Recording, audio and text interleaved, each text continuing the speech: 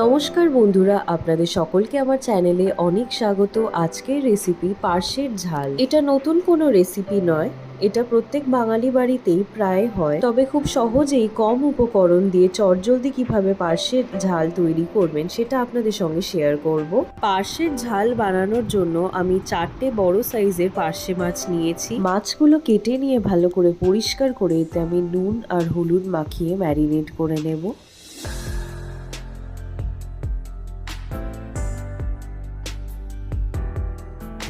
মাছগুলো নুন আর হলুদ মাখিয়ে নেওয়ার পর আমি একটা গোলা মশলা তৈরি করে নেব। বাটিতে নিয়ে নিচ্ছি 1 চা চামচ হলুদ গুঁড়ো, 1 চামচ শুকনো লঙ্কার গুঁড়ো। শুকনো লঙ্কার গুঁড়োটা আপনারা যেরকম ঝাল খেতে পছন্দ করেন সেই পরিমাণে দেবেন। স্বাদ অনুসারে লবণ আর 2 চা চামচ জিরে গুঁড়ো। এবার একটু জল দিয়ে আমি ভালো করে মশলাটা গুলে নেব।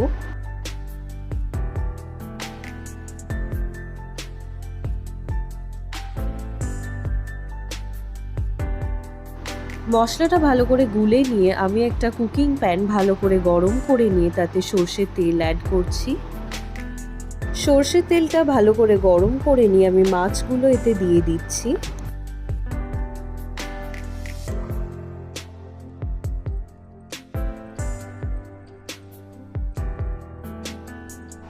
মাছগুলো আমি হালকা করে ভেজে নেব, কারণ পার্শে মাছ বেশি করে ভাজলে মাছের স্বাদ নষ্ট হয়ে যায়।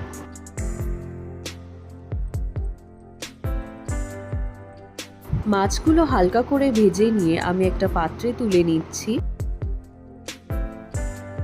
এবার আমি ওই মাছ ভাজার তেলে দিয়ে দিচ্ছি 1/2 টিস্পুন কালো জিরে। কালো জিরেটা দিয়ে 20-30 সেকেন্ডের মতো ফ্রাই করে নেব। তারপর একটা সুন্দর গন্ধ বেরিয়ে এলে দিয়ে দেব একটা বড় সাইজের কুচিয়ে রাখা টমেটো। টমেটো কুচি দিয়ে আমি সামান্য একটু লবণ দিয়ে দিচ্ছি যাতে টমেটোগুলো তাড়াতাড়ি গলে যায়।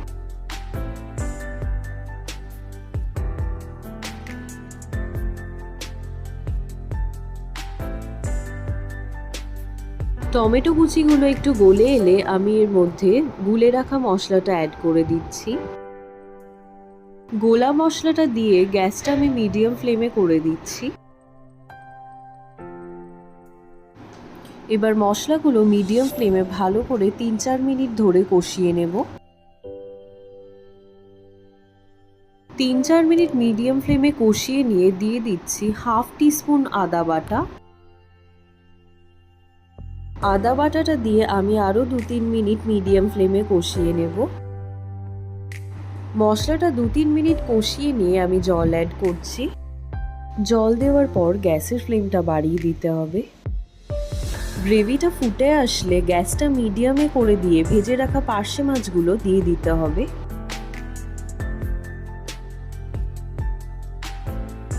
ভেজে রাখা মাছগুলো দিয়ে আমি ঝোলটা 2-3 মিনিট ফুটিয়ে নেব। মাছগুলো উল্টে দিয়ে আরও 2-3 মিনিট ফুটিয়ে নেব।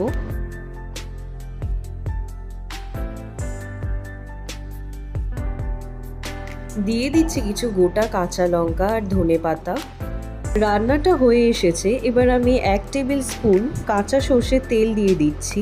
মাছের ঝালে রান্নার শেষে একটু কাঁচা সর্ষের তেল ছড়িয়ে দিলে খেতে আরো সুন্দর হয়। এবার আমি গ্যাসের ফ্লেমটা অফ করে দিয়ে ঢেকে দেব আর স্ট্যান্ডিং টাইমে 10 থেকে 15 মিনিট রেখে দেব সার্ভ করার আগে।